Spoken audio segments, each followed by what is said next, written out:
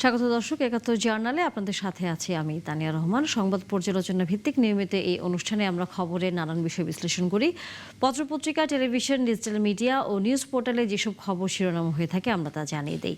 সে খবরের সাথে যুক্ত মানুষদের আমরা সংযুক্ত করি আমাদের আলোচনা টেবিলে, এবং আমাদের স্টুডিও এবং অনলাইনে সংযুক্ত থাকা অতিথিরা সেসব খবরের গভীরে ঢোকেন।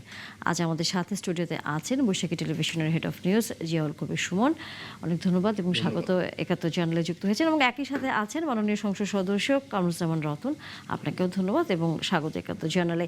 অনলাইনে এর মধ্যে যুক্ত হয়েছেন আশা করি মনিনা শারমিন, যুগ্ম আহ্বায়ক এনসিপির। আমরা নিশ্চয়ই তাকে কিছুক্ষণের মধ্যে যুক্ত করব। আর আমাদের সহকর্মী নাদিয়া শারমিন এর মধ্যে আমাদের সাথে যুক্ত হয়েছেন। দর্শক, আমরা অনলাইনের বেশ কয়েকটি নিউজ পোর্টালের খবরগুলো দেখে এসে আলোচনা শুরু করতে চাই। প্রথম আলো আমাদের হাতে রয়েছে। আমরা আসলে জানি যে প্রধানমন্ত্রী তারেক রহমান কিছুক্ষণ আগে পল্লবীতে শিশু রামিসার বাসায় গিয়েছেন এবং সেখানে পরিবারের সাথে তিনি কথা বলেছেন। সেই খবরটি গণমাধ্যমে প্রধান শিরোনাম হয়েছে। এবং একই সাথে কিন্তু এই ঘটনার মাঝে আমরা আজকে এই দুপুরের পরে চিটাগংয়েও একটি খবর দেখেছি যে সেখানেও শিশুকে ধর্ষণের চেষ্টা করা হয়েছে। অভিযুক্ত ব্যক্তিকে আটক করে আনার সময় পুলিশের গাড়ি আটক করে সেখানে বিক্ষোভ হয়েছে। আমাদের সহকর্মীও কিছুক্ষণ আগে সে খবর দিচ্ছিলেন, সেখানে একটি উত্তপ্ত অবস্থা বিরাজ করছে। প্রথম আলো গোল টেবিলে ঋণের জন্য IMF এর পেছনে দৌড়াবো, অর্থমন্ত্রীর প্রশ্ন, সে খবর। এবং আছে স্বরাষ্ট্রমন্ত্রীর বক্তব্য যে আমরা হাসিনাকে আইনি প্রক্রিয়ার মাধ্যমে দেশে ফেরত চাই, সেই খবরও। এর পরের পোর্টাল যদি আমরা দেখি, আগামী সময় বলছে দ্রুত বিচারের মামলায়ও ধীর গতি। তারা মামলা নিয়ে একটি বিশেষ প্রতিবেদন করেছে এবং আছে ২ কোটি টেন্ডারে অস্বচ্ছতা, গভীর রাতের নেগোসিয়েশনে ১ ঘন্টার। রামেশ্বর বড় বোনের দায়িত্ব নিলেন প্রধানমন্ত্রী, বাবাকে দিলেন সান্ত্বনা।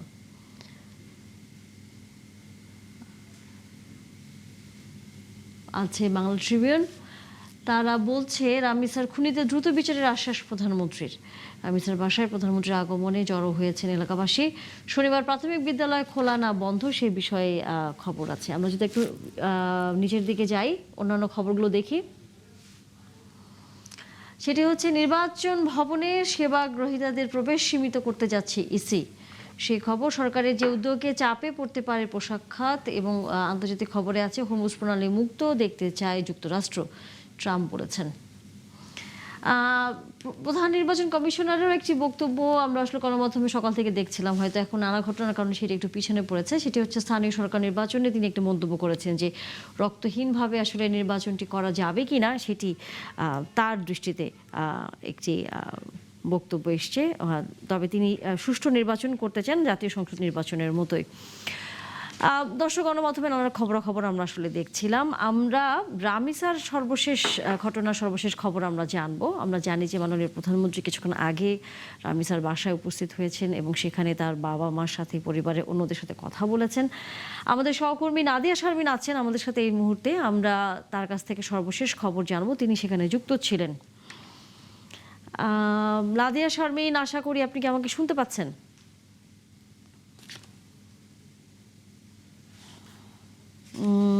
হয়তো কিছুক্ষণের মধ্যে আমরা যুক্ত করতে পারবো। কিছুটা যান্ত্রিক ত্রুটির কারণে এখনই হয়তো সংযোগ করা সম্ভব হচ্ছে না। যেরকম সুমন, আপনাকে দিয়ে যেটা শুরু করি, সেটা হচ্ছে হঠাৎ করে আপনার কাছে কি মনে হচ্ছে যে সমাজে এক ধরনের অবনাদ প্রবণতা বেড়ে গেছে, নাকি আসলে এটি ছিলই গণমাধ্যম এবং সামাজিক যোগাযোগ মাধ্যমে এত বেশি দ্রুততার কারণে আমরা খবরটা পেয়ে যাচ্ছি? আমার ধন্যবাদ আপনাকে। আর শুরুতে এই নির্মম এই ন্যাক্কারজনক হত্যাকাণ্ডের জন্য আমি তীব্র নিন্দা জানাচ্ছি এবং যারা যে প্রকৃত খুনি তাকে যেন দ্রুত আইনের আওতা, মানে তার দ্রুত বিচারটা যেন হয় এই প্রত্যাশা করছি। একটা তথ্য দিই, সেটা হচ্ছে 2025 জানুয়ারি থেকে 2026 এপ্রিল পর্যন্ত সারা দেশে 1890 জন শিশু কিশোরী নির্যাতনের শিকার হয়েছেন। এর মধ্যে 483 জনই কিন্তু নিহত এবং 1407 জন শারীরিক মানসিকভাবে তারা নির্যাতনের শিকার হয়েছেন এবং এর মধ্যে 580 জন ধর্ষণের শিকার আর 318 জন যৌন নিপীড়নের। তো এইসব ঘটনা আসলে আমার যেটা মনে হয় সেটা হচ্ছে সামাজিক যোগাযোগ মাধ্যমের বিস্তার এবং এটা অ্যাভেলেবেল হওয়ার কারণে এই অপরাধগুলো কিন্তু আমাদের কাছে দ্রুত চলে আসছে। আপনি দেখেন যে একটা ঘটনা ঘটলে পাশাপাশি কিন্তু এই 2-1 দিন বা সাথে সাথে বেশ আরও কিছু ঘটনা কিন্তু হয়ে যায়, যেমন চিটাগাংয়ে আমরা দেখলাম। তো এই জিনিসগুলো সামাজিক যোগাযোগ মাধ্যমের কারণে আমরা দ্রুত পাচ্ছি। আর এগুলো আমার ধারণা এগুলো চলে আসছে, হয়তো আগে আমরা জানার উপায় ছিল না, বা অনেকে আমাদের মাইন্ডসেটও সেরকম ছিল, আমরা এই বিষয়গুলো যত বলতে অপারগতা প্রকাশ করতাম, আমরা চেপে রাখতাম মান সম্মানের ভয়ে। এখন সেই জায়গাটা এখন নেই, এখন মানুষ বলছেন, প্রতিবাদ করছেন, আর সামাজিক যোগাযোগের কল্যাণে এই জিনিসগুলো দ্রুত সমাজে একটা এই বিষয়গুলো একটা জনমত তৈরি করছে, একটা চাপ তৈরি করছে। তো আমার ধারণা এটাই। তো আমরা আশা করব যে সরকার প্রধান গিয়েছেন, আগে আমরা দেখতাম যে সরকার প্রধান এই জাতীয় চাঞ্চল্যকর ঘটনা ঘটলে তিনি গণভবনে নিয়ে আসতেন, প্রধানমন্ত্রী কার্যালয়ে নিয়ে আসতেন, তাদেরকে সান্ত্বনা দিতেন। আর এখন প্রধানমন্ত্রী নিজে যাচ্ছেন ভিকটিমের বাড়িতে। পার্থক্য এটা, কিন্তু আমরা শুধু এই পার্থক্য যেন আমাদের শেষ না হয়। আমরা চাই যে বিশেষ করে এই ধরনের দ্বারা বিকৃত মানসিকতার যেসব অপরাধী, এদেরকে আমি অপরাধী বলতে স্বাচ্ছন্দ্য বোধ করবো। এরা যেন সমাজে কোনোভাবেই কোনো আইনের ফাঁক ফোকরে এরা যেন বেরোতে না পারে। আপনার রসুখার কথা যদি মনে থাকে, 2009 সালে সেই রসুখা 11 জন নারীর সাথে ধর্ষণ করেছে 11 জন নারীকে, এবং তার কিন্তু ফাঁসিরও আদেশ হয়েছে, কিন্তু এখনও সে কিন্তু ফাঁসিটা হয়নি। তো এদেরকে আমরা রাষ্ট্রের টাকায়, জনগণের টাকায় কিন্তু ওরা এখন চলছে। তার মানে আপনার বিচারে একটা দীর্ঘসূত্রিতার বিষয় এসে যায়।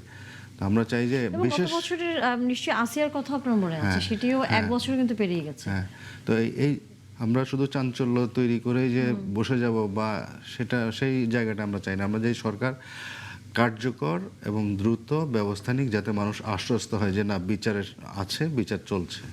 এই জায়গাতেই কামরুজ্জামান রতন, সবারই আসলে মূল দাবি, আমরা আইন জানি, সর্বোচ্চ শাস্তির বিধান সেখানে আছে, কিন্তু কোথায় যেন এই বিচারগুলো এক ধরনের দীর্ঘসূত্রিতার মধ্যে পড়ে যাচ্ছে।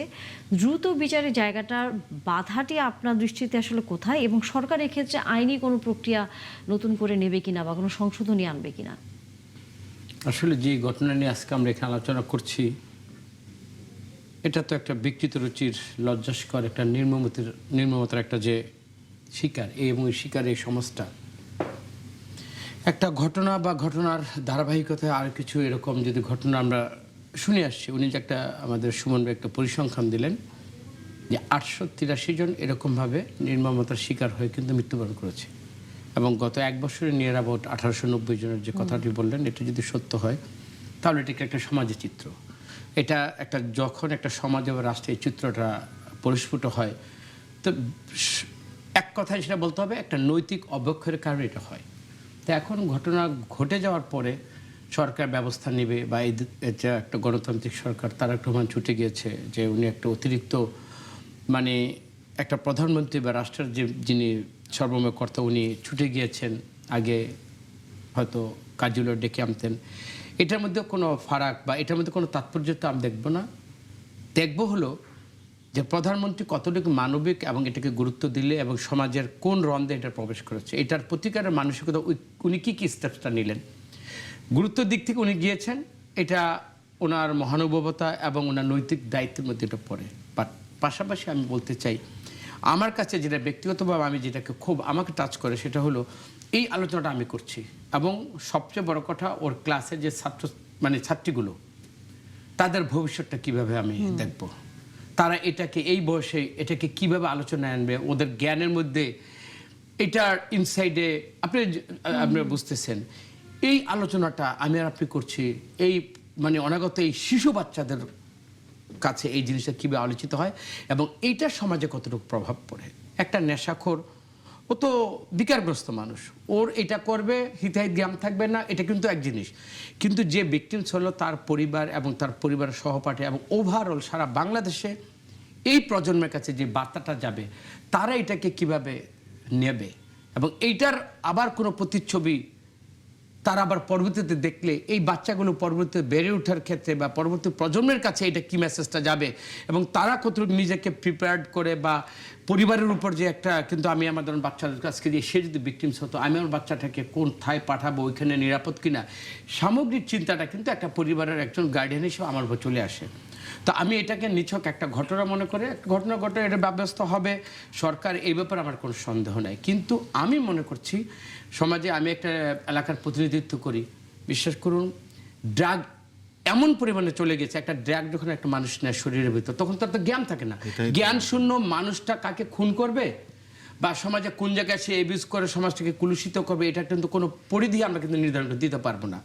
আমি বিনীতভাবে আমাদের এই টকশোর মাধ্যমে সুমন ভাই সোনারা তো সবসময় কথা বলেন, এই রাষ্ট্রের একটা কিন্তু বেধি, মানে চরম একটা বেধি মাদক। এই মাদককে যদি আমরা নির্মূল তো করতে পারবো কিনা আমরা কোনো মানে আমরা জানি না, কিন্তু এটাকে টেনে ধরার এবং এটাকে এমন জায়গায় নিয়ে আসতে হবে যে আসলে একটা মাদক যেমন এমন একটা জিনিস হতে পারে। আমি ব্যাংককে আমি বলি, এই যে ইয়াবাটা প্রথম এখানে আমি যা শুনেছি, ইয়াবা ব্যাংকক থেকে আসছে, পরে বার্মা হয়ে আসছে। একটা ইয়াবা পেলে, সিঙ্গেল একটা ইয়াবা পেলে, একটা ছোট্ট একটা ট্যাবলেট, কি ছোট একটা মানে একটা ট্যাবলেট, এটা পেলে 7 বছরের জেল ইনস্ট্যান্ট। এটার জন্য কোনো বিচার বা কিছু না। আপনি দেখেন এটা নাকি এখন ঘরে ঘরে শিল্প আকারে চলে গেছে। যখন এইটা হবে এবং সবচেয়ে এই মাদকের যারা ডিলার তাদেরকে যদি আইনের আওতায় এনে দৃষ্টান্ত, ওদের একটা, এটা পৃথিবীতে অনেক তো ব্যবসা আছে এই ব্যবসায়ীদের এবং এই ড্রাগ ডিলিংসটা এবং যেসব রুট দেওয়া হয় এগুলার মধ্যে আগে আপনি ঢুকেন, এগুলাকে প্রতিকার করেন। সরকার এই বিষয়ে নিশ্চয়ই কোনো কঠোর ব্যবস্থা নেবে, এটা আশা আমাদের। আসলে এখানে আরেকটা জিনিস অ্যালার্মিং, একটা তথ্য কিন্তু অ্যালার্মিং, সেটা হচ্ছে যে এই নিপীড়নের যারা শিকার হচ্ছে এর মধ্যে সেই সংখ্যা কিন্তু 95.8%, এবং এর মধ্যে 96% হচ্ছে নারী, শিশু কন্যা। এবং এরা কার দ্বারা নিপীড়িত হচ্ছে? এরা নিপীড়িত হচ্ছে তাদের কিন্তু ক্লোজ সার্কেল, যারা হয়তো ফ্যামিলির মধ্যেই, যেমন কাজের লোক বা ড্রাইভার বা প্রতিবেশী বা দুঃসম্পর্কের আত্মীয় স্বজন, এদের দ্বারাই কিন্তু এই নিপীড়নের শিকার হচ্ছে। এবং 96 আর বাকিটা কিন্তু ছেলেরা, ছেলে শিশুরা, তারাও কিন্তু এখন নির্যাতনের শিকার হচ্ছে বিভিন্ন মাদ্রাসায়। তো এগুলো আমাদের সামাজিক অবক্ষয়, আমাদের নৈতিকতা বোধ আমাদের কোন জায়গায় গেলে আমাদের এটা মহামারী আকারে, আমরা তো একরকম মহামারী আকারে। অবশ্যই আমরা তো মাদকের দিকে একটা বলছি, পাশাপাশি যে নৈতিক জায়গাগুলো যে অবক্ষয়ের দিকে এত প্রকট হয়েছে, সেটি আমরা আসলে কিভাবে মোকাবেলা করব? কিন্তু এখন কি একটা কিন্তু মানে চিরুনি অভিযান চলছে মাদকের। আমরা এই আলোচনা চালিয়ে যাব, আমাদের অন্যান্য অতিথিরাও যুক্ত হয়েছেন ছিলাম, আমরা আমাদের সহকর্মীরা এর মধ্যে যুক্ত হয়েছেন, তাদের কাছ থেকে সর্বশেষ আসলে একটু খবর জানবো। নাদিয়া শারমিন যুক্ত হয়েছেন আমাদের সাথে, এবং একই সাথে আমাদের আরেক সহকর্মী প্রণবেশ চক্রবর্তী চট্টগ্রাম থেকে, তিনিও যুক্ত হয়েছেন। নাদিয়া শারমিন, প্রথমেই আপনার কাছে আসতে চাই। আপনি ছিলেন মাননীয় প্রধানমন্ত্রী রামিসের বাসায় গিয়েছিলেন, আমরা জানি ঘণ্টাখানিক আসলে হিসাব করলে সেই সময়টা হয়। সেখানে তিনি পরিবারের সদস্যদের সাথে কথাও বলেছেন। তার কথা শোনার পাশাপাশি যে বিষয়টি বারবারই এখন সামনে আসছে, যে আইনের কোনো পরিবর্তন প্রয়োজন হলে যেন সেটি করা হয়, এই বিষয়ে মাননীয় প্রধানমন্ত্রীকে কোনো ধরনের বক্তব্য দিয়েছেন কিনা? ধন্যবাদ। আসলে রামিসের বিষয়ে আপনি জানেন যে এই ঘটনা নিয়ে কিন্তু তিনি পরিবারের সাথে দেখা করেছেন। পরিবারের সাথে দেখা করার পরে দ্রুত বিচারের যে আশ্বাস, যেটি আসলে পরিবার দাবি করছিল, সেই আশ্বাসটি তিনি দিয়েছেন, এবং তিনি যেটি জানিয়েছেন যে খুব দ্রুততম সময় করার জন্য যা প্রয়োজন, যেটুকু করা প্রয়োজন, আইনের বিষয় থেকে শুরু করে নিয়ে আদালতের জায়গা থেকে যতটুকু এগোনোর দ্রুততা সম্ভব আমাদের আইনি পদ্ধতিতে, সবটুকুই তিনি করবেন। এবং একই সাথে কিন্তু তিনি এইটুকু আশ্বাস দিয়েছেন যে তার পরিবারের যারা রয়েছেন, অর্থাৎ তার বোন রয়েছে, বোনের একটি ভবিষ্যতের জায়গা রয়েছে, সেই জায়গা থেকে আসলে বোনকে যাতে এই সামনের শিক্ষার জায়গাটি অন্তত নিশ্চিত করা যায়, বোনটি যাতে একটি সুন্দর ভবিষ্যৎ পায়, সেজন্য তার শিক্ষার যে দায়িত্ব সেটি তিনি নিয়েছেন নিজে। এবং তার পাশাপাশি পরিবার, যে পরিবারটি এরকম একটি অনিরাপদ জায়গাতে বড় হওয়ার বা এই বাচ্চাটিকে বড় করার মধ্যে দিয়ে এইরকম একটি পরিস্থিতির শিকার হলো, সেই জায়গা থেকে সরিয়ে তাদেরকে আসলে একটি নিরাপদ বাসস্থানের ব্যবস্থা করে দেওয়ার প্রতিশ্রুতি তিনি দিয়েছেন। এবং তার পাশাপাশি যেটি বললাম, যে বিচারের জায়গাটি নিশ্চিতের জন্য তিনি বারবার আশ্বস্ত করেছেন পরিবারটি আসলে প্রধানমন্ত্রী আপনি জানেন দেশের সর্বোচ্চ প্রায় ব্যক্তিত্ব, তাকে পেয়ে আসলে আপ্লুত হয়েছেন। আপ্লুত হয়ে তারা তাদের আবেগের জায়গায় জানিয়েছেন, তাদের বিচারের দাবিটি জানিয়েছেন। তারা বারবার ধন্যবাদও জানিয়েছেন একই সাথে তাকে, যে এই জায়গাটিতে তারা এসে তার কথা প্রধানমন্ত্রী এসে তাদের কথা শুনেছেন এবং তাদেরকে আশ্বস্ত করেছেন, এই বিষয়টিতে তার কৃতজ্ঞতাও প্রকাশ করেছেন। ধন্যবাদ নাদিয়া। এরপর আমাদের সহকর্মী প্রণবেশ চক্রবর্তী যুক্ত আছেন, আমরা চট্টগ্রামের খবরটাও একটু জানি। প্রণবেশ, এই মুহূর্তে সর্বশেষ এখানে কি অবস্থা? পরিস্থিতি কি শান্ত হয়েছে কিনা, নাকি এখনো উত্তপ্ত অবস্থায় আছে?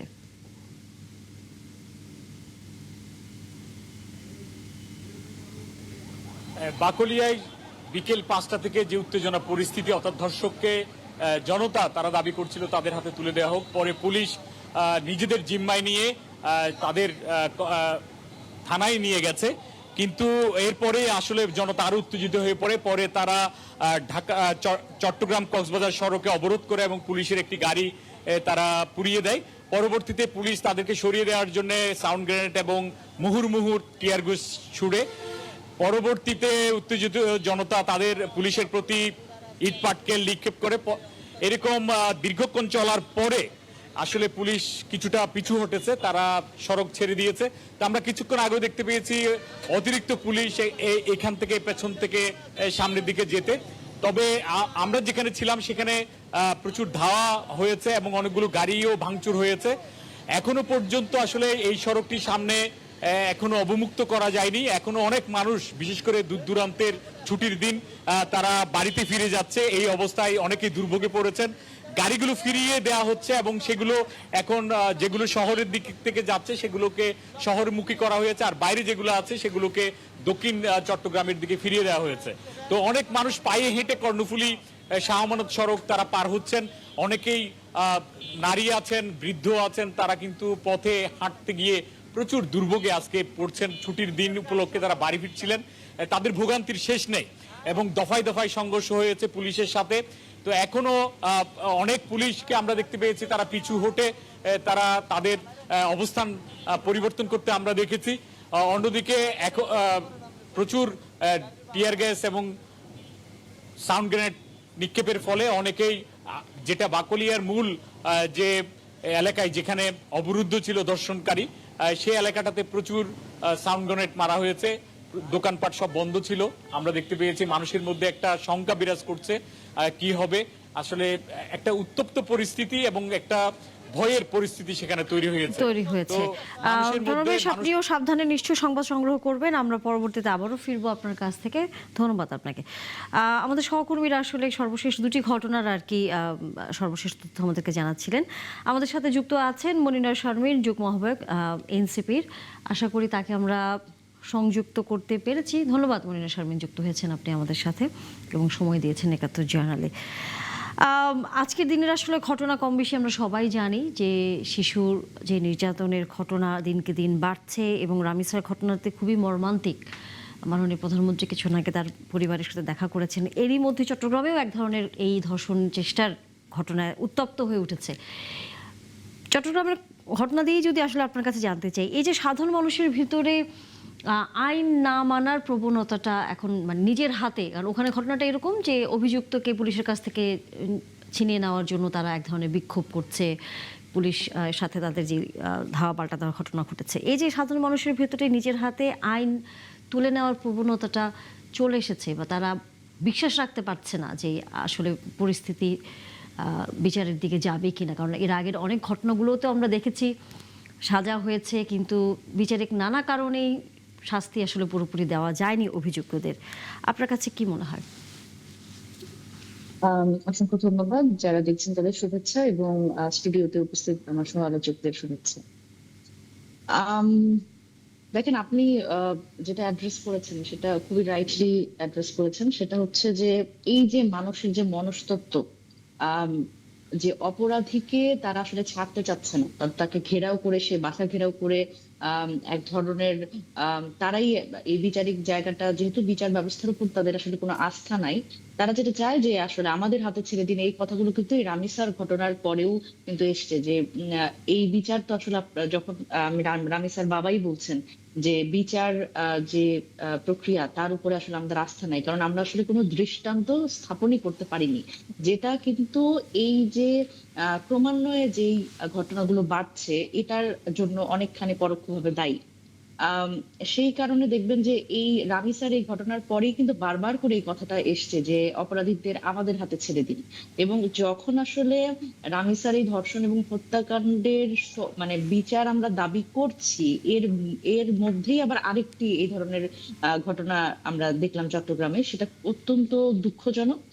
এবং এটা আসলে খুব স্বাভাবিক, কারণ দেখেন যে আমরা যদি চিন্তা করি যে আমরা যে ধর্ষণের ঘটনাগুলো জানি, আমরা একেবারে যদি আরো আগে থেকে যাই, তরুণ থেকে যাই, আম, এবং এখন শেষ পর্যন্ত এরপরে আরো অনেকেই আছে, আমরা নাম হয়তো মানে লিস্ট পুরোবে না, এবং আসিয়া, তারপরে হীরামণি, এবং এদের তো আসলে ধর্ষণ করে হত্যা করা হয়েছে। এবং এখন যে রামিসা, হত্যার চেষ্টা করা হয়েছে, ধর্ষণের সময় ধর্ষণের চেষ্টা, ধর্ষণ করা, এবং এখন দেখা যাচ্ছে ট্রেন্ডটা হচ্ছে মেরে ফেলা, মানে হত্যাকাণ্ড ঘটিয়ে ফেলার একটা প্রবণতা আমরা দেখছি।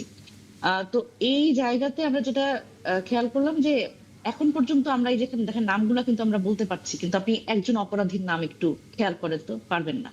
আমার অন্তত মনে নাই যে এই অপরাধীরা কারা আসলে এই ঘটনাগুলো ঘটিয়েছে, এই হত্যাকাণ্ডগুলো ঘটিয়েছে। সুতরাং আমাদের যেটা অসুবিধার জায়গা সেটা হচ্ছে যে একেবারে তড়িৎ গতিতে এই বিচারটি কার্যকর করতে না পারা। বিচার কিন্তু আমি যদি বলি যে আসিয়ার ক্ষেত্রে দেখলাম যে নারী ও শিশুর যে বিশেষ ট্রাইব্যুনাল, সেটা 90 দিনের মধ্যে কিন্তু বিচারটা সম্পন্ন করেছে। কিন্তু বিচার সম্পন্ন হয়তো আসলে শেষ কথা না, সেটা কার্যকর হচ্ছে না। এবং আমাদের তো আসলে দৃষ্টান্ত স্থাপন করতে হবে। এখন যখন আমরা সামনে কোনো প্রেসিডেন্ট সেট করতে পারছি না যে এই অপরাধের এই শাস্তি, এবং সেটা জনসমক্ষে আমরা প্রকাশও করতে পারছি না। দেখেন, আমি যদি একটু খেয়াল করার চেষ্টা করি, সেটা হচ্ছে সুবর্ণচরের ঘটনাটা 2018 সালে যেটা ঘটেছে, সংঘবদ্ধ ধর্ষণ, সেটার কিন্তু আহ 2024 সালে 6 বছর পরে কিন্তু সেই প্রক্রিয়া শেষ হয়েছে এবং 10 জনকে ফাঁসি দেয়া হয়েছে, মৃত্যুদণ্ড দেয়া হয়েছে, কিন্তু সেটি কিন্তু কার্যকর হয়নি। আপনি দেখেন এখন পর্যন্ত কোনো ধর্ষণের ঘটনারই বিচার যেটা, সেটা কার্যকর হতে আমরা দেখি নাই। যখন আমরা কার্যকর হতে দেখি নাই, এবং এখানে আরেকটা অসুবিধা হচ্ছে কি, আমরা তো আসলে ইস্যুর পরে ইস্যু আসে আমরা ভুলে যাই। মানে এই রামিসার ইস্যুর পরে রামিসার বাবা কিন্তু খুবই রাইটলি বলেছেন, যেমন দেখেন এই 7 দিনে যে তদন্ত করার কথা বলা হয়েছে, এই 7 দিনের পরে কিন্তু ঈদের একটা ব্যস্ততা সবার মধ্যে। সুতরাং এরপরে কি আমরা রামিসার কথা ভুলে যাব কিনা? এবং এই সময়টার মধ্যেই যদি আসলে আমরা বিচারিক কার্যক্রমটা শেষ করতে পারতাম, আমরা যদি কার্যকর করতে পারতাম বিচারটা, তাহলে যেটা হতো যে এই যে আমরা ভুলে গেলাম, ভুলে গেলে যেটা হয় সেটা হচ্ছে যে অপরাধী যারা সম্ভাব্য অপরাধী, সামনে এই ধরনের ঘটনায় যারা যুক্ত হতে পারেন, তারা কিন্তু ভয় পায় না। আসলে আইন আসলে আমরা কেন করি, আমরা বিচার কেন করি? এইটা হচ্ছে একটা বিচার করে আমরা 10 জনকে, জনগণকে আমরা সাবধান করি যে এটা করলে কিন্তু এটা হবে, কিন্তু সেই দৃষ্টান্তটাই আমরা দেখাতে পারছি না। এই জন্যই আসলে, এবং এটা যেহেতু দেখাতে পারছি না, সাধারণ মানুষ আসলে ওই যেহেতু বিচার ব্যবস্থার উপর আমাদের কোনো আস্থা নাই, কারণ এই দীর্ঘসূত্রিতা আছে, এটা আমরা সবাই জানি, সেই কারণে আসলে সাধারণ মানুষের মধ্যে এই প্রবণতাটা যে বিচারটা আমরা করি। আপনার কাছে কি মনে হয় যে সরকার তো বলেছে যে 7 দিনের মধ্যে এই বিষয়ে সর্বোচ্চ যেই ব্যবস্থা নেওয়ার সেটি তো নেবেই, কিন্তু তার পাশাপাশি এই ঘটনাগুলোর মাঝেও তো আমরা অন্যান্য আরও অনেক ঘটনাগুলো দেখেছি পুরো দেশে নানা জায়গায় বিক্ষিপ্তভাবে। আইনশৃঙ্খলা পরিস্থিতি আপনারা বারবারই বলছেন যে খুবই নাজুক অবস্থায় আছে। এক ধরনের এমনকি স্বরাষ্ট্রমন্ত্রীর পদত্যাগ দাবি করার মতো আসলে এক ধরনের বিরোধী পক্ষ থেকে সেটি আলোচনা বা বক্তব্য এসছে। কিন্তু কি মনে হয় যে পরিস্থিতি সামাল দেবার জন্য সরকারকে সময় কি দেওয়া উচিত নয়? কারণ মাত্র তো 3 মাস সময় হয়েছে। এখানে আমি সময়ের হিসাব করতে চাই না। কেন? আম, এখানে তো প্রাণ চলে যাচ্ছে, এবং আমরা অনিরাপদ হয়ে গেছি। আমাদের রাষ্ট্রের দায়িত্ব হচ্ছে রাষ্ট্রের প্রত্যেকটি নাগরিককে নিরাপত্তা দেওয়া, এবং সেটি একটি সরকার আছে বাংলাদেশে, সে সরকারের যে দায়িত্ব, এখন দায়িত্ব যদি পালন করতে কেউ অপারগ হয়, সেক্ষেত্রে সেই জায়গা থেকে আসলে তার পদ থেকে সরে দাঁড়ানো এটা খুবই যৌক্তিক। এটা আমরা অন্যান্য দেশে দেখি, যদিও সেই চর্চা বাংলাদেশে নাই। কিন্তু এখানে দেখেন শুধুমাত্র কিন্তু এই যে অপরাধ হওয়ার পরে, সংগঠনের পরে সেই অপরাধীকে ধরা এবং তাকে বিচারিক ব্যবস্থার আওতায় আনা, এটা কিন্তু ধর্ষণের ক্ষেত্রে, অন্তত এই ধরনের সামাজিক ব্যাধির ক্ষেত্রে এটা আমার মনে হয় যথেষ্ট না। সরকারের পক্ষ থেকে আরো অনেক কিছু করা সম্ভব। আমরা যদি সেই তৎপরতাটাও দেখতাম খানিকটা, তাহলেও হয়তো আমরা আশ্বস্ত হতে পারতাম যে মানে ওকে, আপনারা তৎপরতা গভর্নমেন্ট ইজ সেভাবে ডুইং গুড। দেখছেন না বলে আপনাদের কাছে মনে হচ্ছে। কারণ দেখেন সামাজিক সচেতনতা তো তৈরি করতে হবে, কারণ এটা তো একটা সামাজিক সমস্যা। সামাজিক সমস্যা তো আসলে রাজনৈতিক ভাবে ডিল করা যাবে না। সামাজিক সমস্যা সামাজিক আন্দোলনের মাধ্যমে ডিল করতে হবে এবং জনগণের মধ্যে সচেতনতা তৈরি করতে হবে এই ধরনের ঘটনাগুলো যাতে না ঘটে। এবং আগের আলোচনায় এসেছে কামরুজ্জামান মাদকটা রতন, একটা খুব আপনার কাছে গুরুত্বপূর্ণ বিষয়। যদি এই বিষয়ে একটু শুনি। না, মনিরা শারমিন রাইটলি একটা কথা বলেছে, যেটা একটা সামাজিক সমস্যা। সামাজিক সমস্যা একটা তো সমাজের সচেতনতা বা সমাজের একটা শ্রেণীর ঘৃণা তাদের প্রতি যারা এই অপরাধটার সাথে জড়িত। এখন দেখেন, দর্শকের প্রতি যে ঘৃণা, এটা আমি চট্টগ্রামে যেটা দেখলাম তো স্বাভাবিক, এবং দর্শক যে চিহ্নিত তাকে মেরে ফেলবার জন্য এখন আপনি ওটা যদি হতে দেন, তার পরক্ষণে কিন্তু আপনি আর একটা কথা বলবেন, দেশে মব জাস্টিস এখনো বিদ্যমান। তো আমার কথা হলো যে আমরা যাকে চিহ্নিত করব, এবং এখানে তো স্বীকারোক্তি তো দেখুন, আমরা এই যে রামিসের ক্ষেত্রে তো আমরা জেনেছি যে চিহ্নিত আসামি 61 ইতিমধ্যে কিন্তু হয়েছে, এবং এটা কিন্তু খুবই ত্বরান্বিত, 7 দিনের মধ্যে চার্জশিট হবে। এবং বিচারের প্রক্রিয়ায় যখন একটা মানুষ বিচারের প্রক্রিয়া না করে এখন তাকে কি মেরে ফেলবেন? বাংলাদেশে কি এরকম করে শরিয়া আইন আছে যেটা সৌদি আরবের মতো, যে সবার সামনে সে চিহ্নিত হলো, তাকে সবার সামনে, যেটা আমরা ওইখানে আইনটা জানি, একটা ওপেন ইয়েতে হয় তাকে গুলি করে মেরে ফেলে বা তার কল্লা শিরোচ্ছেদ করা। আমাদের দেশটা তো ওই আইনে নেই। তো আমি আইনের মাধ্যমে দেশ চালাতে আমার হবে, এবং এই আইনের প্রতি শ্রদ্ধাশীল আমরা থাকবো। এটা কিন্তু সব দলের কাছে একটা কমন একটা ম্যানিফেস্টো। এখন আমাদের দেখার বিষয় সাধারণ যে জনগণের ধিক্কার, সেটা কাদের প্রতি? এই মানসিকতার মানুষগুলিকে আমরা কিভাবে আমরা বিরত রাখতে পারবো, এবং তাদেরকে কাউন্সিলিং তো হবে না, কারণ তারা তো আমি প্রথমে বলি তার বিকারগ্রস্ত। কিন্তু এই জায়গায় সবাই যে কথাটা বলছে সামাজিক অবক্ষয় অথবা কাউন্সিলিং এর জায়গা থেকেও যদি দৃষ্টান্তমূলক শাস্তিটা আসলে করা যায়, তাহলে হয়তো, যেটা মনিরা শারমিনও বলছিলেন, যে আরও 10টা মানুষ তখন পরবর্তীতে অপরাধ করতে ভয় পাবে। আমার দেশে শরিয়া আইন বা ওই ধরনের হয়তো খুব ওরকম কোনো আইনের ধারা নেই, কিন্তু যেটি আছে সেটিই যাতে কার্যকর করা হয়। আমি তাহলে আপনাকে বলি, এখানে কোনো কি সুযোগ আছে বা কোনো সরকারের কোনো ব্যক্তির পক্ষে কি সুযোগ আছে যে এই ধরনের অপরাধীকে মানে দুনিয়াতে বেচতে দেওয়ার, মানে বাঁচতে দেওয়ার কোনো কি সুযোগ আছে? কোনো আইনে থাকবে না। এখন আপনি একটা আইনের প্রক্রিয়া, ধরুন আমি এখানে ম্যাজিস্ট্রেট করে প্রথম বিচার হবে বা বিশেষ দ্রুত একটা কোনো আদালত হতে পারে, তারপরে ভিক্টিমের যদি ওই রকম যে অপরাধী সে যদি এখন যদি হাইকোর্ট করে, দীর্ঘসূত্রিতার মধ্যে যদি সরকারের সদিচ্ছার যদি কোথাও আপনি অভাব দেখেন, তাহলে একটা বলতে পারেন যে সরকার এই সম্বন্ধে পারলো না। সরকার এই জন্য ওখানে গিয়েছে এবং তাৎক্ষণিকভাবে এই ঘৃণিত অধ্যায়ের একটা পরিসমাপ্তির জন্য কিন্তু তাৎক্ষণিক ব্যবস্থাতে নেবে, এবং সেটা আইনের মাধ্যমে যেতে নেবে। সুতরাং এইটাকে আমার সরকারের সদিচ্ছার অভাব নাই। আইনকে প্রলম্বিত করার ইচ্ছা কোনো সরকারের থাকতেই পারে না। আর এই সরকার গণতান্ত্রিক এবং গণতন্ত্রকে ধারণ করে এবং মানুষের সেন্টিমেন্টকে ধারণ করে বলে কিন্তু এইভাবে ছুটে গিয়েছে, এবং এটা 7 দিনের একটা 7 দিনও লাগবে না, কিন্তু আপনি দেখবেন 4 দিনের মধ্যে যেহেতু সে কনফেশনাল স্টেটমেন্ট সে দিয়েছে, সেখানে কিন্তু আর দেরি হবে না। তারপর বিচার প্রক্রিয়া এখন স্বাভাবিক আদালতে হবে। হতে পারে আমার মানে এখন ঈদের ছুটি, এখন ঈদের ছুটির আগে এরকম একটা ঘটনা ঘটেছে, তো এখন সবকিছু বলতে গেলে তো ওনারা রাগ করবে। বিশেষ ব্যবস্থায় বা বিশেষ ব্যবস্থা যে শনিবার দিন সরকার মানে আমাদের অফিস আদালত খোলা, তো আমি জানি যতটুকু সরকারের আপনি বলতে পারবেন যে এটা এই বিচারের জন্য শুক্র শনি বা এখানে কোনো মানে উইকেন্ডের জন্য এটা বিচার প্রক্রিয়া বন্ধ থাকবে না, এরকম জঘন্যতম। এবং এইটাকে যদি আপনি এখনই যদি এটাকে মূলোৎপাটন করার চেষ্টাটা আপনি না করেন, ভবিষ্যতে এটা তো মহামারী আকারে ছড়িয়ে যাবে। শুধু হাম যে আমাদের সমাজকে ধ্বংস করতেছে, মৃত্যুর হার আমাদের মানে ছাড়িয়ে যাচ্ছে, এটা তা না। এইটা কিন্তু সত্যিকার অর্থে আমাদের প্রজন্মের কাছে এটা একটা অ্যালার্মিং। নিশ্চয়ই সরকার আন্তরিক এবং সরকারের বিচারের প্রতিও শ্রদ্ধাশীল, এবং কোনো কারণ নেই কোনো বিচারের প্রক্রিয়াতে এই বিচার থেকে কেউ বেঁচে যাবে, এবং অপরাধীরা এখানে বেঁচে যাওয়ার কোনো সুযোগ নেই। সুতরাং আমি এটা মনে করি এইটাকে প্রতিকারের মানসিকতা যা যা করা দরকার এই ব্যাপারে সাজেশনস থাকতে পারে। সবাই ওনারাও সাজেশন দেখ, আমরা সব জায়গা থেকে আমরা সাজেশন নিয়ে এই গভর্নমেন্টকে সুযোগ করে দেন। মানে সুযোগ তো দেওয়া লাগবে। আপনি একটা রাতে ওভারনাইট তো আপনি এই বিচারটা করতে পারেন না, তাহলে ফায়ারিং স্কোয়াডে দেওয়ার জন্য আইন করতে হবে, সবাই সম্মিলিত ওই আইনে দেন, তারপর দেখবেন যে আজকে অপরাধী হয়েছে, কালকে তো ফায়ারিং স্কোয়াড দিয়ে তাকে বিচার করে দেন। এছাড়া তো অন্য কোনো মানে সরকারের সদিচ্ছার বিন্দু মাত্র কোনো অভাব নেই, এবং এটা বিশ্বাস করতে হবে। তবে এটাও ঠিক, বিচারটা দ্রুত যদি করা যায় তাহলে ধরেন যে এই অপরাধগুলো আমার ধারণা যে কমে আসবে। আমি বললাম তো দ্রুত বিচারের ক্ষেত্রে এটা কোন সরকার, বিশেষ করে এই সরকার কখনোই কার্পণ্য করবে না। অবশ্যই আমরা আসলে সেই প্রত্যাশাই রাখতে চাই, দ্রুততার সাথে সরকার আসলে এই বিষয়ে দৃষ্টান্তমূলক কোনো ব্যবস্থা নেবে, যার জন্য হয়তো এই অপরাধটি কমিয়ে আনা সম্ভব হবে। তবে এসব ক্ষেত্রে কিন্তু পারিবারিক এবং প্রাতিষ্ঠানিক যে নজরদারি শিশুদের উপরে, সেটা কিন্তু রাখা দরকার। এবং ইন্টারনেট কেন্দ্রিক যেই ক্রাইমগুলো হয় বা শিশুরা কি দেখছে, কি করছে, সে বয়স অনুযায়ী সে ঠিকঠাক মতো সেটা ইউজ করছে কিনা সেগুলোও দেখা দরকার।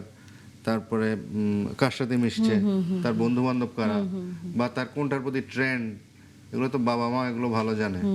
তো সেই মানে নজরদারিটা খুব ইম্পর্টেন্ট। সুমন ভাই, এখানে আমি একটু অ্যাড করি, জি। বিশেষ করে এই যে টিভি চ্যানেলগুলো অনলাইনে এখন জুয়া হয় শুনেছি, এবং যেইভাবে অবারিত বিদেশি চ্যানেলগুলোর উপর যেভাবে আশ্বস্ত, এবং মোবাইলের যে আমার ফ্যাসিলিটিসগুলো এইসব এবিউজ করার জন্য যা যা আছে, এগুলা বন্ধের ব্যাপারে সরকারের যে আইন এটাকে কঠোর করেন।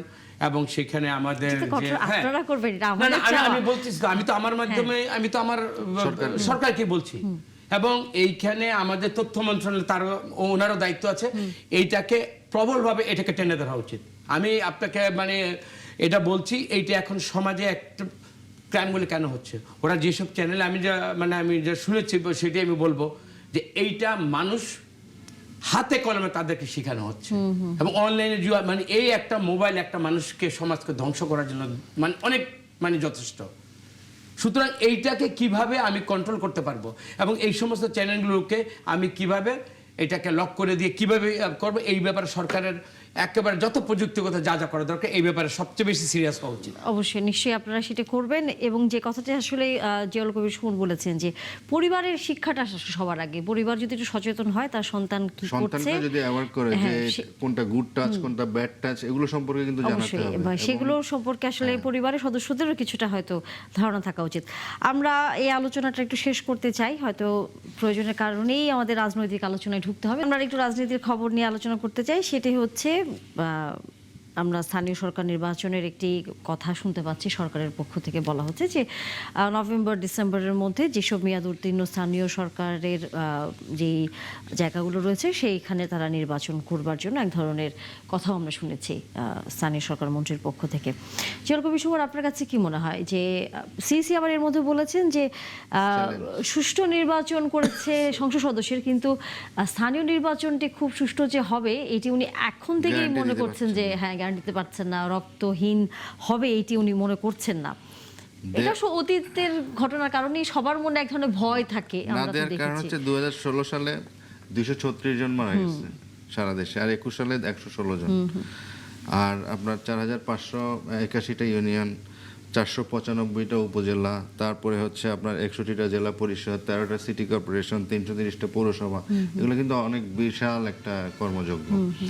তো আমরা জানি যে সারা বাংলাদেশের প্রত্যন্ত এলাকায় যেখানে স্থানীয়ভাবে যার প্রভাব বেশি তিনি কিন্তু একটা ডমিনেট করেন। সেই আপনার থানা পুলিশ বলেন, গ্রামের যারা প্রভাবশালী লোকজন থাকে তাদের উপরে একটা প্রভাব তার বলে থাকে।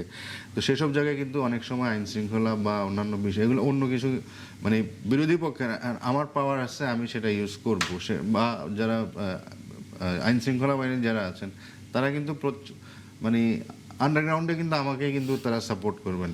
কারণ আমি দেখেছি একদম স্থানীয় সরকার নির্বাচন একদম তৃণমূলে গিয়ে আমি অবজার্ভ করেছি যে আসলে কীভাবে হয়।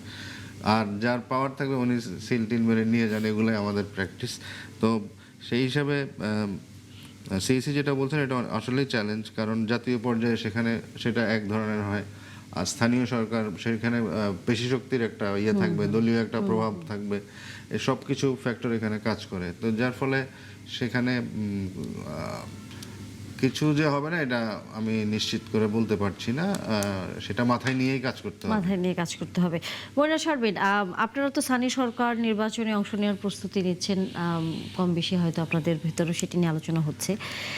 আমরা কি এবার জোট অবস্থায় আপনাদেরকে দেখতে পাবো, অর্থাৎ জামাতের সাথে যে এনসিপির যে জোট সেভাবে কি আপনারা স্থানীয় সরকার নির্বাচন করবেন নাকি আলাদা হয়ে যাচ্ছেন? কি সিদ্ধান্ত এখন পর্যন্ত? এখন পর্যন্ত আপনারা জানেন যে আমরা সিটি কর্পোরেশনে 5টা সিটি কর্পোরেশনের প্রার্থী ঘোষণা করেছি এককভাবে নির্বাচনের উদ্দেশ্যে, এবং 100 জন পৌরসভার মেয়র এবং উপজেলা চেয়ারম্যান ঘোষণা করেছি।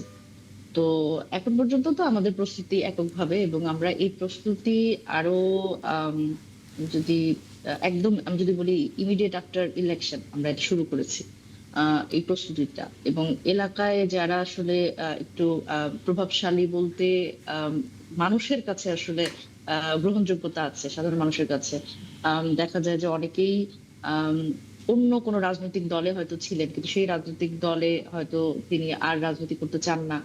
হয়তো এই 5 আগস্ট পরবর্তী সময়ে এই তরুণদের রাজনীতি তাদের পছন্দ, তো সেই মানুষজন তারা কিন্তু আমাদের সাথে যুক্ত হচ্ছেন ক্রমান্বয়ে বিভিন্ন রাজনৈতিক দল থেকে। তো তাদের সাথে এবং আমাদের যারা আসলে এক্সিস্টিং ক্যান্ডিডেট ছিল তারা সহ আমরা আসলে এই ক্যান্ডিডেটসি ঘোষণা করছি বিভিন্ন আহ, উপজেলা পর্যায়ে এবং পৌরসভা এবং ইউনিয়ন ওয়ার্ড পর্যায়ে আমরা কাউন্সিলর হিসেবেও অনেককে পেয়েছি। তো এইভাবে করে আমাদের প্রক্রিয়া চলছে, এককভাবে নির্বাচন এখন পর্যন্ত আমাদের সিদ্ধান্ত। সিইসি আজকে বলেছেন যে স্থানীয় নির্বাচনটি তিনি রক্তপাতহীন করতে পারবেন কিনা এই ধরনের একটা আশঙ্কার জায়গা তিনি এখন নিজেই বলছেন। যতটা সুষ্ঠুভাবে জাতীয় সংসদ নির্বাচন করতে পেরেছেন বলে তিনি মনে করেন। আপনার কাছে কি মনে হয় পরিস্থিতি কি পরিবর্তন হয়নি তাহলে? আমরা কি ধরে নিব সেটি? দেখেন, প্রথমত আমার মনে হয় যে সিইসির পক্ষ থেকে আসলে কি ধরনের বক্তব্য মানুষ শুনতে চায় এটা আসলে ওনার একটু ভাবা প্রয়োজন ছিল। সেটা হচ্ছে যে ওনার কাজটা কি, একটা সুষ্ঠু নির্বাচন এবং রক্তপাতহীন নির্বাচন আয়োজন করা এবং সকল রাজনৈতিক দলগুলোকে সেই জায়গায় অনুরোধ করা এবং তাদের মধ্যকার যদি যে কোনো ধরনের কনফ্লিক্ট সেগুলো রেজলিউশন করা, অন্তত খানিকক্ষণের জন্য প্রশমিত করা, এটা কিন্তু তার এই মানে রেফারি হিসেবে কিন্তু তার সেই কাজটা আছে। এখন তিনি যখন আসলে এই ধরনের বক্তব্য দেন সেটা কিন্তু সাধারণ মানুষের কাছে এক ধরনের ভীতিকর পরিস্থিতি তৈরি করে, কারণ আমাদের যে সংস্কৃতি আছে স্থানীয় পর্যায়ে ইলেকশনের ক্ষেত্রে আমরা যেটা দেখেছি যে রক্তপাত সংগঠিত হয় এবং সেটা এই যে মৃত্যুর যেই আমরা সংখ্যাটা শুনলাম, তো সেটা আসলে প্রথমত খুবই হতাশাজনক এবং দুঃখজনক, কিন্তু এই জায়গাটাতে তো আমরা ফিরতে চাই না। সুতরাং সেই জায়গা থেকে আমার মনে হয় যে দায়িত্বশীল জায়গায় যারা আছেন তাদের আসলে বক্তব্যের ক্ষেত্রে একটা কনফিডেন্স দেখানো দরকার। এখন সিইসির যদি কনফিডেন্স না থাকে তাহলে সাধারণ মানুষ আসলে কোথায় যাবে? এবং নির্বাচনের ক্ষেত্রে কিন্তু দেখা যায় যে আসলে স্থানীয় পর্যায়ে ভোটাররা কেন্দ্রে উপস্থিতি, এই জিনিসগুলো কিন্তু এই কথাবার্তার মাধ্যমে প্রভাবিত হয়। আমার মনে হয় যে রাজনৈতিক দলগুলোর আসলে দায়িত্বশীল ভূমিকা পালন করা খুবই প্রয়োজন, কিন্তু এখানে যেটা অসুবিধার জায়গা, যেহেতু দলীয় প্রতীকে নির্বাচন হবে না, কারণ এখানে স্বতন্ত্র অনেকেই দাঁড়িয়ে যাবে, সুতরাং সেই জায়গায় দেখা যাবে যে আমরা যদি বড় দল হিসেবে বিএনপির কথা বলি, তাদেরই আসলে অন্তঃকোন্দলে এখন পর্যন্ত যে পরিমাণ মৃতের সংখ্যা এবং যে হত্যাকাণ্ডগুলো আসলে হয়েছে, সেগুলো যদি আমরা বিচার করি সেক্ষেত্রে আসলে মানে আমার আমার আশঙ্কা আছে যে স্থানীয় সরকার ইলেকশনে আসলে এই দলগুলোর অন্তঃকোন্দলে আসলে কত মানুষের জীবন যাবে, এটা একটা অবশ্যই চিন্তার বিষয় এবং প্রশ্নবোধক বিষয় যে এটা আসলে কিভাবে করে কন্ট্রোল করা যাবে। কিন্তু আমার মনে হয় যে অবশ্যই দলগুলোর এই ক্ষেত্রে অনেক দায়িত্বশীল ভূমিকা পালন করতে হবে। যে সংস্কৃতির মধ্যে দিয়ে আমরা গেছি এবং যে সংখ্যাটা আমরা শুনলাম সেটা যে আবার পুনরাবৃত্তিই হবে, এটাও বা আমরা কেন আশা করবো? আমরা অবশ্যই এখানে পজিটিভ চিন্তা করা উচিত এবং সিইসি থেকে শুরু করে সকল স্টেক হোল্ডার যারা আসলে এই নির্বাচনটি আয়োজন করবে এবং রাজনৈতিক দলগুলো সবারই এখানে আসলে দায়িত্বশীল ভূমিকা খুব প্রয়োজন। আমরা সামনের দিনে তো আবার দেখতে পাবো কি যে আপনারা জামাত এবং এনসিপি এক হয়ে যাচ্ছেন, সেরকম কোনো ধরনের সম্ভাবনা কি আছে নাকি না সিদ্ধান্ত একক নির্বাচনেরই এখন পর্যন্ত? হ্যাঁ, এখন পর্যন্ত তো আমি যেটা বললাম যে একক নির্বাচনেরই এখন পর্যন্ত আমাদের সিদ্ধান্ত। এবং জামাত ইসলামের ক্ষেত্রে তো আমি বলবো যে সেই মানে জাতীয় নির্বাচনের আগে থেকে তাদের বিভিন্ন জায়গায় আমি পোস্টার দেখি, ব্যানার দেখি যে ওয়ার্ড বা কাউন্সিলর নির্বাচন করবে বিভিন্ন ওয়ার্ডে। তো তাদের প্রস্তুতি সম্ভবত আরো আগে থেকে। তো সেক্ষেত্রে আমার মনে হয় না যে আবার এই স্থানীয় সরকার নির্বাচনে খুব খুব আমাদের একসাথে নির্বাচন করা হবে। আমার মনে হয় যে দুইটা দলই আসলে এককভাবে নির্বাচনের প্রস্তুতি নিচ্ছে, সে ধরনের কোনো সমঝোতার এখন পর্যন্ত কোনো ইঙ্গিত এখন আমরা পর্যন্ত পাচ্ছি না। ইঙ্গিত নেই। কামরুজ্জামান রতন, আপনাদের অন্তর্দন যে কন্দল আপনাদের দলের ভিতরকার, সেটি রক্তপাত ঘটাতে পারে হচ্ছে স্থানীয় নির্বাচনে, তাই মনে করছে বিরোধী দল। সবই তো সম্ভাব্য, সব হইল অনুমান নির্ভর। কিন্তু পয়েন্ট হলো দায়িত্বশীলতার জায়গা থেকে এই যে প্রধান নির্বাচন কমিশনার উনি যে কথা বললেন এটা দায়িত্ব মানে ওনার জায়গা থেকে এই কথাটা একেবারে উচিত হয়নি, এইটাই বললাম। কারণ দেখেন, ওনার জানা উচিত উনি কোন প্রেক্ষাপটের পরে এই বাংলাদেশে উনি প্রধান নির্বাচন কমিশনার হয়েছে। প্রথম এইটা ওনার মনে রাখা উচিত। উনি একটা এত বড় সুন্দর একটা সঠিক নির্বাচনের দায়িত্বে সফলতা পেল, তো এখন একটা মানে স্থানীয় সরকার নির্বাচনের পূর্বে উনি এই ধরনের কথা তো বলার দরকার নেই। আমি ধরেন যখন দেখব যে একটা যে বিচারপতি উনি স্ট্রিক, উনি বলছে এটা হবে না, তখন আমি নিজেকে যতই এরকম দলের ইনার কনফ্লিক্ট বলেন বা আমার প্রতিপক্ষকে গায়েল করে আমি নির্বাচিত হতে চাইব। নির্বাচন যখন দেখব যে নির্বাচন কমিশনের এই ধরনের স্ট্রিক, সে এই ধরনের কোনো অপকর্ম বা জোর জবরদস্তি কোনো কিছু করতে সুযোগ দেবে না, তা আমি তো প্রথমে আমি নিজেকে ওইভাবে জনগণের কাছে আমি অ্যাপ্রোচটা করব যে জনগণের কাছে আমার ভালো থাকতে হবে, জনগণের কাছে আমার সাধু মানে ভোট চাওয়ার জন্য, ভোট পাওয়ার জন্য যেটা করা উচিত আমার সেই কাজটাই করতে হবে। এখন উনি যে ইনভাইটটা দিলেন বা যেটা আশঙ্কা প্রকাশ করলেন, এটা তো সঠিক শান্তিপূর্ণ নির্বাচনে কিন্তু বার্তা বহন করে কিন্তু এই দায়িত্বশীল কথাটা উনি বলেননি। সুতরাং আমি মনে করি সবারই খেয়াল রাখা উচিত জুলাইয়ের স্পিরিটের উপর কিন্তু আজকের সরকার, সেটা আমরা আমরা জাতীয় নির্বাচন দেখলাম, পরবর্তীতে এখন যে নির্বাচনটা হবে স্থানীয় সরকার, এটা কিন্তু সরকার পরিবর্তন করবে না। আমি তো এনসিপি ভাইদেরকে আমি তো আগাম একটা মানে স্বাগতম একটা বার্তা দিতে চাইলাম যে ৭১-এর এই মুক্তিযুদ্ধের তাদের যে একটা ঘৃণিত বা আমি যাই বলি এই রাষ্ট্রতে তাদের একটা ভালো মানে কি বলবো রেপুটেশন নেই। আমি শুধু এটা সুন্দর ভাষায় বললাম, এই ৭১-এর চেতনার সাথে গিয়ে এনসিপি কি পেল রাজনৈতিকভাবে, এটা তাদের ভবিষ্যৎ বিশ্লেষণে তারাই কিন্তু একদিন এসে কথা বলবে। তবে ওনারা বুঝতে পারবে এখন স্থানীয় নির্বাচনে গিয়ে, সেটা বিএনপির থেকে উনি তো বলতেছে বিভিন্ন দল থেকে দলছুট কিছু লোক এসে তাদের কাছে ভিড়বে, তারা নির্বাচিত হয়ে তাদেরকে নির্বাচনে তারা নমিনেশন দিবে। দেখতে চাই এনসিপি এই ভাই বোনদের, ওদের তো আমরা স্যালুট করি, ওদের যে আমার জুলাই চেতনার উপর ওদের স্যালুট করি, বা জনপ্রতিনিধি হিসাবে জনভিত্তির উপর দাঁড়িয়ে কতটা জনপ্রতিনিধি ওনারা হতে পারেন। দলীয় প্রতীকে না, এবার দলীয় প্রতীক হচ্ছে না, সোফার আমরা তাহলে তো অনেক সবাই নির্বাচন করতে পারবে। সেক্ষেত্রে এখানে মানে আপনার তৃণমূলে যেটা দেখা যায় যে একটা ব্যক্তিগত একটা প্রভাব থাকে, পারিবারিক একটা প্রভাব অনেক সাব ফ্যাক্টরস গুলো কিন্তু এই নির্বাচনের প্রতিনিধি হওয়ার ক্ষেত্রে কাজে লাগে, এখানে একটা বড় ভূমিকা পালন করে। তারপরে গিয়ে দলীয় যেই অমুক সংগঠনের তখন গিয়ে ওইটা কাজ করে না। এখন এখানে যদি আবার ধরেন প্রতীক ছাড়া আবার নির্বাচন হয়, মানে ছাড়া দলীয় আর কি, দলীয় প্রতীক ছাড়াই তো নির্বাচন হবে। এখানে যদি আবার ওই আওয়ামী লীগের লোকজন যদি নির্বাচন করে তখন কি হবে? টাকা পয়সা তাদের হাতে আছে না, এইটা এই জন্য সবকিছু ছেড়ে দিন না জনগণের না। এখন আপনি গণতন্ত্রের আমরা বয়ান দেব, সুষ্ঠু নির্বাচনের বয়ান দেবো, আমরা একটা চাই যে সুষ্ঠু নির্বাচন হবে, শান্তিপূর্ণ নির্বাচন হবে, আস্থা এবং বিশ্বাসের নির্বাচন হবে। তারপর যেহেতু এটা লোকাল একটা ইলেকশন, কে কোন ভিত্তিতে, কে কোন বেসমেন্টের উপর বা রেপুটেশনের উপর সে জনপ্রতিনিধি হবে, সে যদি সৎ এবং নিষ্ঠাবান হয়, আমরা তাদেরকে আমরা নির্বাচিত দেখতে চাই। কিন্তু যিনি রেফারির দায়িত্বে থাকবেন তার ভূমিকাটা এরকম আশঙ্কাযুক্ত আমরা দেখতে চাই না। এটা শোনার জন্য কেউ আমরা প্রস্তুত নই। আমরা মনে করি সবার দায়িত্ব আছে একটা নির্বাচনকে কন্ডাক্ট করার জন্য, যা যা করা দরকার উনি করবে। উনি তো সর্বময় করতে থাকেন নির্বাচন কন্ডাক্ট করার জন্য, তাহলে কি উনি কিন্তু সরে যাবে? নৈতিকতা থাকলে বললো যে হ্যাঁ এই আশঙ্কা দেখছি আমি সরে গেলাম, এইটার জন্য আমরা কিন্তু তাকে স্যালুট দিতে পারবো। সুতরাং পদে থাকবেন আর এই ধরনের আশঙ্কা করবেন নির্বাচনের পূর্বে, এটা মনে হয় না ব্যক্তিগতভাবে ওনার নামের প্রতি বা এই পদের প্রতি উনি সুনাম। আমার মনে হয় আওয়ামী লীগের অনেকেই হয়তো নির্বাচিত হয়ে আসতে পারে। না, ওইটা আওয়ামী লীগ বা আমরা দেখছি না। আপনি স্ক্রুটিনিটা কিভাবে করবেন? স্ক্রুটিনি করবে জনগণ, ছেড়ে দেন না, লিভ ইট টু পিপলস। মানে এটা আমার দরকার নেই তো, আমি তাদের উপর ছেড়ে দিতে চাই, কিন্তু আমি সুষ্ঠু নির্বাচন চাই।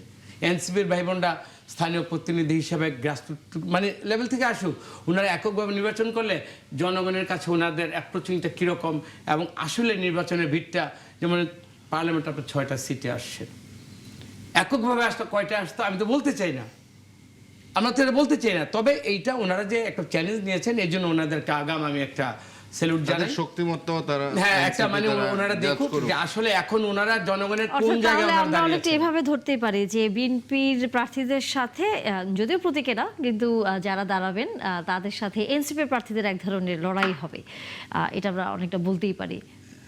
এনসিপি আমার মনে হয় স্বতন্ত্র প্রার্থী স্বতন্ত্র প্রার্থী বেশি। না, এখানে আপনি যেহেতু স্থানীয় নির্বাচন ব্যক্তি ফ্যাক্টর, অবশ্যই। গোষ্ঠীগত, এখানে অনেক কিছু কিন্তু যেটা জাতীয় নির্বাচন ক্ষেত্রে এটা হয় না, ওই যে কিন্তু বললাম। এখানে পার্সোনাল, তারপর অর্থ বৈভব, তারপর সামাজিক প্রতিপত্তি, তার একটা ফ্যামিলি, একটা ট্রেডিশনাল একটা background। প্রতিনিধি হওয়া, এটা কিন্তু এইখানে অনেক অনেক কাজে লাগে। এখানে দলীয় বা অন্য কিছু হচ্ছে এই ফ্যাক্টরগুলো এই বেশি কাজে হ্যাঁ, লাগে। তবে সেই যে জায়গার ব্যক্তিত্ব কতটুকু সবকিছুর প্রভাবশালী। ঊর্ধ্বে সেটি হচ্ছে নির্বাচনটি যেন তবে ওই সুষ্ঠু যে হয়। আমাদের বিএনপির এবং- ভিতরে জি। ইনার কনফ্লিক্টের কারণে ওনার লাভবান হবে, আমি দেখতে চাই আপা কতটুকু লাভবান হবে। আমরা এই লাগামটাকে আমরা ধরবো, যেহেতু দলের একটা শৃঙ্খলা, নিয়মতান্ত্রিক আমাদের একটা তো গঠনতন্ত্র আছে।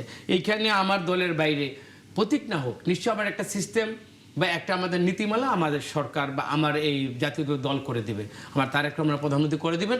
আমরাকে অনুসরণ করব, দলের শৃঙ্খলার মধ্যে থেকে শান্তিপূর্ণভাবে জনগণের রায়কে মেনে নেওয়ার জন্য যে কোনো মানে সুষ্ঠু এবং শান্তিপূর্ণ পদক্ষেপকে আমরা স্বাগত জানাবো। অবশ্যই, এবং সাধারণ মানুষ হিসেবে আমরাও চাই নির্বাচনটি রক্তপাতহীন হবে এবং সুষ্ঠু নির্বাচন হবে, সেই প্রত্যাশা রাখতে চাই। মনিরা শারমিন, অনেক ধন্যবাদ যুক্ত হয়েছেন।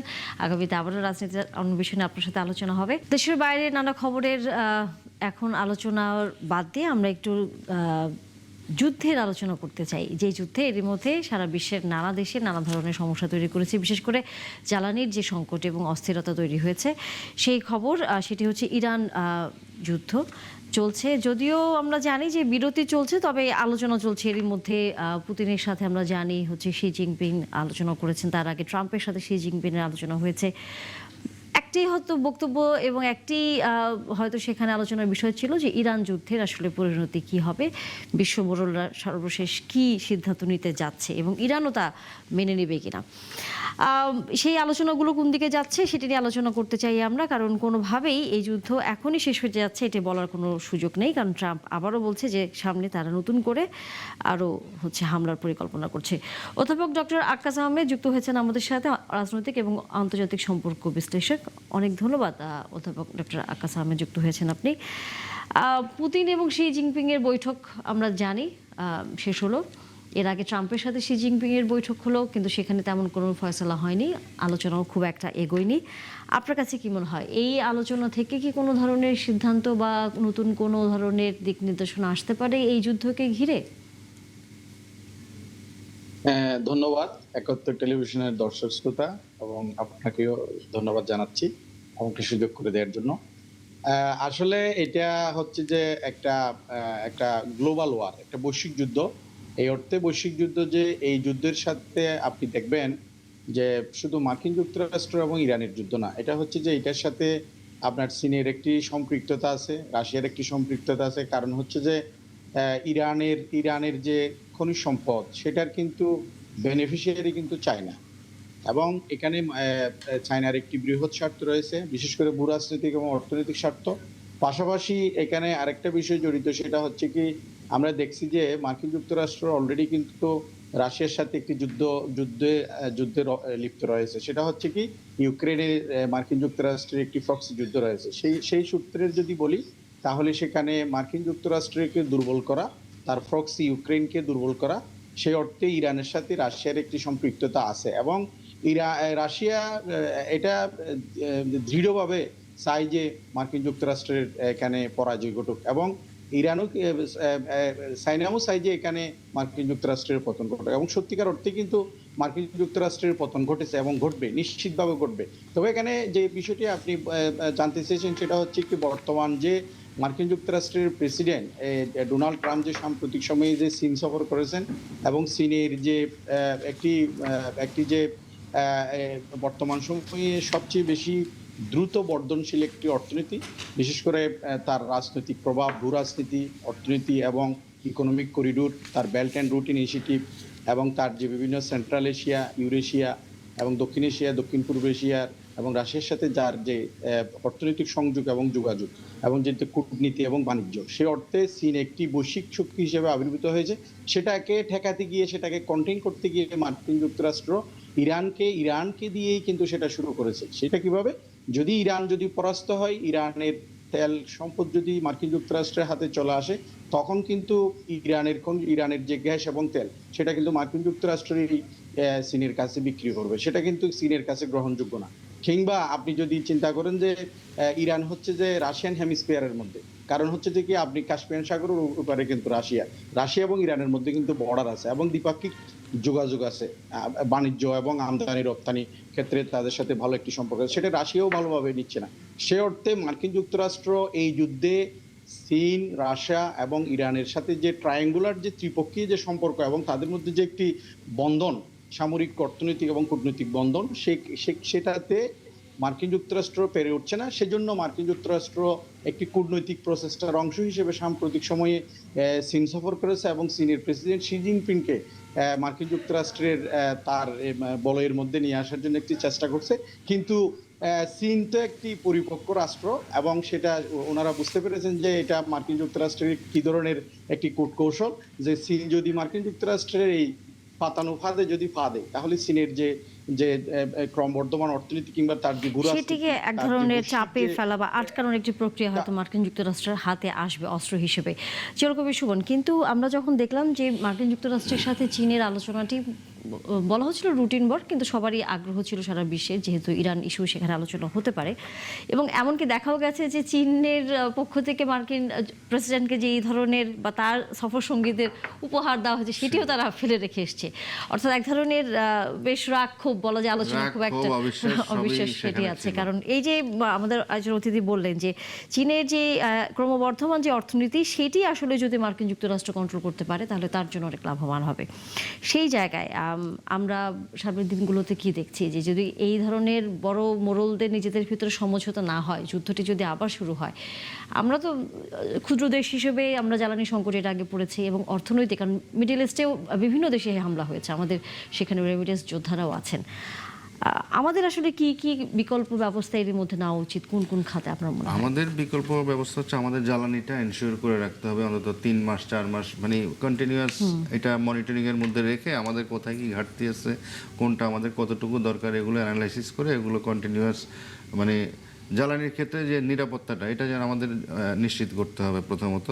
দ্বিতীয় হচ্ছে আমাদের এই হামলা বা এই যুদ্ধের ফলে বিশেষ করে আমাদের প্রবাসী সেক্টরে আমাদের যে শ্রমিকরা যারা ফেরত আসছেন তারা যেতে পারছেন না, বা সেখানে আমাদের তারা পরবর্তী যেতে পারবেন কিনা, তাদের যে কাজের ব্যবস্থা বা হাকামা বা ভিসার যে মেয়াদ, এগুলো বৃদ্ধি করা হচ্ছে কিনা, এগুলো টাইম টু টাইম মনিটরিং করা দরকার। এবং কত লোক আসছেন দেশে, তারা যে কতজন ফেরত যাচ্ছেন, এগুলো হিসেব নিকেশ আমাদের রাখা দরকার।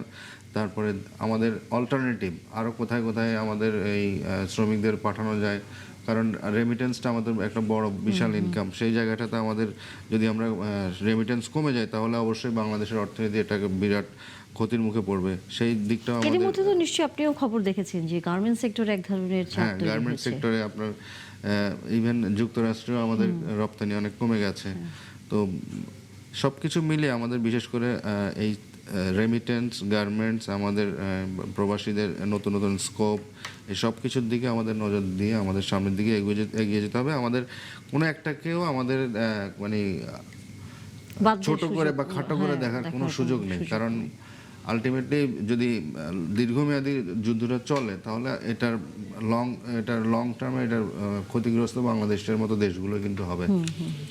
সেই জায়গায় কামরুজ্জামান রতন, আসলে সরকারের পরিকল্পনাগুলো নিয়ে আমরা নানা রকম বক্তব্য শুনলেও খুব একটা আশ্বস্ত হওয়ার জায়গা আসলে মানুষের ভিতরে থাকছে না। কারণ জ্বালানি তেলের বিষয়টি নিয়ে যদিও সেটি চেষ্টা করছে সরকার, কিন্তু বিকল্পর কথা বারবারই বলা হচ্ছে। সরকারকে বিকল্প কোনো উৎস খুঁজছে এর মধ্যে? আসলে এই যে বৈশ্বিক যে দুটা যুদ্ধ, একেবারে একটা শেষ না হতে আরেকটা যে যুদ্ধ, বিশেষ করে মিডল ইস্টের ইরানের সাথে যে যুদ্ধটা, যেটা স্যার বললেন, তার মানেটা কি? ইরানের কাঁধে বন্দুক রেখে রাশিয়া, চায়না দুইটাই ফায়ার করে যাচ্ছে, মানে প্রোটেকশনটা কিন্তু আলটিমেটলি ক্ষতি হচ্ছে কি? ধরুন আমার বাড়িতে যুদ্ধ হচ্ছে, ক্ষতিটা কিন্তু আমার বাড়িতে হচ্ছে, ইরানের উপর হচ্ছে। এটা আমার একটা মিডল ইস্টের দেশ। এই যে 1.5 কোটি বাংলাদেশের মানুষ, রেমিটেন্সের উপর বাংলাদেশটা সেকেন্ড লার্জেস্ট কিন্তু আমাদের রেমিটেন্স এতে আসে। কয়জন লোক আমেরিকা বা ইউরোপে থাকে? ম্যাক্সিমাম তো মিডল ইস্টে থাকে। তো এই ইরানের যুদ্ধের কারণে কিন্তু সৌদি আরব, তারপর কাতার, আমার বাহরাইন বলেন, এই বিশেষ করে আমাদের দুবাইতে যা হচ্ছে, এই রাষ্ট্রটার মধ্যে সবচেয়ে বেশি আমি যতটুকু জানি ইউনাইটেড আরব আমিরাতে সবচেয়ে বেশি আমাদের মিডল ইস্টে এর মধ্যে এই দেশটাতে সবচেয়ে বেশি লোক সবচেয়ে ক্ষতিগ্রস্ত। এবং সবচেয়ে মজার ঘটনা কি, ফেসিস্ট যত পলায়ন করছে অন্য কোনো দেশের থেকে দুবাইতে তাদের অবস্থান এমনও শোনা যাচ্ছে যা নিয়ে গিয়েছে প্রতিদিনই আশঙ্কা করছে যা নিয়ে আসলে আমরা তো ভোগ করে যেতে পারবো কিনা। এই যে আশঙ্কার একটা জায়গা, এটা কিন্তু এই দুবাইতে এটা আমরা শুনেছি আর কি, বিভিন্নভাবে তো শোনা যায়। আসলে যুদ্ধ মানে তো ধ্বংস। এটা বাংলাদেশ যেই ধ্বংসের উপর দাঁড়িয়ে এই সরকার, আমাদের সরকার যে ক্ষমতাটা নিল, এর মধ্যে দুটা যুদ্ধের যে দখল, বিশেষ করে এই হরমুজ পণ্যের বন্ধের কারণে আমাদের যে তেলের যে জ্বালানি তেলের যে সংকট, এটা কিন্তু মোটামুটি বলে এই সরকার একটা সফলতা। এই যাত্রায় কিন্তু আমরা যতটুকু আমরা কষ্ট হয়েছে মানুষের, তারপরে যতটুকু সামাল দিয়েছে এটা কিন্তু অ্যাপ্রিসিয়েট করতে হবে। এবং এই ব্যাপারে বিরোধী দলকে আমরা অ্যাপ্রিসিয়েট করি যে তারা অন্ততপক্ষে ধৈর্য ধরেছে এবং বিএনপিকে এই সরকারকে সহযোগিতা করেছে। এখন যদি ফার্দার এখানে যদি আবারও একটা যুদ্ধের দামামা বাজে, এখানে কিন্তু আমাদের অনেক দেশের থেকে কিন্তু বাংলাদেশের এই জ্বালানি তেলের যে সংকটের সময় যে সফলতাটা যেভাবে ম্যানেজ করেছে, এই ম্যানেজমেন্টের কারণে কিন্তু, এবং এই জায়গায় কিন্তু অনেক কিন্তু মানে এখানে যদি আপনি একটা দুর্নীতি যদি মানে কেউ মানে জড়ায় যেত, এই সামালটা দেওয়া যেত না। সুতরাং সৎ এবং এফিসিয়েন্টলি তারা কিন্তু একটা সামাল দিয়েছে এই সরকার। তো আমরা চাই না এই যুদ্ধটা মানে এটা সোলং আর এটা মানে প্রলং এটা টিকে থাকুক, যে থাকুক। আমরা চাই বিশ্ব সভ্যতার, বিশ্ব এই মানবতার জন্য অন্তত এই যুদ্ধটা থেমে যাক। তাদের মোরলগিরি তারা দেশে হলো কি জানেন, এই মোরলরা সবাইকে নিয়ে খেলে, তাদের দেশে কিন্তু খেলাটা হয় না, এক্সপেরিমেন্ট হয় বাইরে। এক্সপেরিমেন্টে আমি একটা অস্ত্র বানালাম, আমার অস্ত্রটা বিক্রি করতে হবে, এটার উপর ব্যবসা করতে হবে, এটা আমি আপনার ঘরে গিয়ে আমি এটারে এক্সপেরিমেন্ট করলাম। তো ক্ষতিগ্রস্ত তো আলটিমেটলি আমার এই মিডল ইস্টে বিশেষ করে মুসলমান মানুষদের কিন্তু সবচেয়ে বেশি আপনার সাফার। আপনি অস্ত্রটা কোথায় ব্যবহার করবেন? আপনার জন্য কনফ্লিক্টটা তো লাগিয়ে রাখতে হবে কারণ না কারণ। হ্যাঁ, এবং এবারই বলা যায় আমরা দেখলাম যে সৌদি আরব পর্যন্ত অস্ত্র কিনেছে আমেরিকা থেকে, যেখানে কিন্তু বাধ্য করে, পরিবেশটা এমন ভাবে করা হয়। সেটাই সেই জায়গা থেকে আসলে সামনের দিনগুলোতে আমরা নিশ্চয়ই যে এই বিষয়গুলো আমাদের জিয়াউল কবির সুমন বললেন যে অর্থনীতির সাথে সম্পৃক্ত যে বিষয়গুলো, সেটি নিয়ে সরকারের নিশ্চয়ই সুনির্দিষ্ট কোনো পরিকল্পনা থাকবে যাতে সংকটে পড়লেও যাতে সেটি মোকাবেলা করা যায়। আলোচনা শেষ করতে হচ্ছে। অনেক ধন্যবাদ। আমাদের সাথে অধ্যাপক ডক্টর আক্কাস আহমেদ যুক্ত হয়েছেন, জিয়াউল কবির সুমন আপনাকেও, এবং একসাথে কামরুজ্জামান রতন আপনাকেও। আগামীতে আবারও নিশ্চয়ই আলোচনা হবে রাজনীতির অনেক বিষয় নিয়ে। দর্শক, আপনারা ছিলেন, তার জন্য আপনাদেরও ধন্যবাদ। দেখা হবে আবার।